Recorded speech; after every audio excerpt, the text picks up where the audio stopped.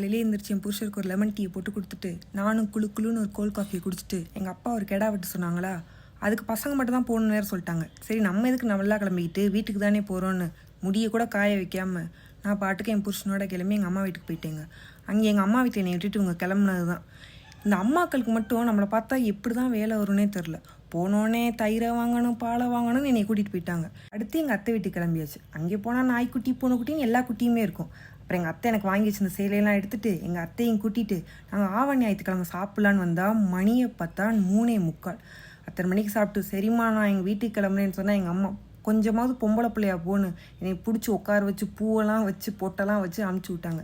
சரிம்மான்னு ஒரு பாயை சொல்லிவிட்டு வர வழியில் என் புருஷன் வேறு பூ வாங்கி கொடுத்தாங்களா, அதையும் வாங்கிக்கிட்டு அவங்க வாங்கி கொடுத்த காஃபியையும் குடிச்சிக்கிட்டு எதுக்கப்புறம் எதை சாப்பிட்றேனே தெரியாமல் காஃபிக்கு அப்புறம் ஐஸ்கிரீமா அப்படி நீங்களே கேட்கலாம். அந்த மாதிரி காஃபிக்கு அப்புறம் ஐஸ்கிரீமையும் சாப்பிட்டு ஒரு வழியாக வீட்டுக்கு வந்து இன்னைக்கு டேயை முடிச்சாச்சுங்க.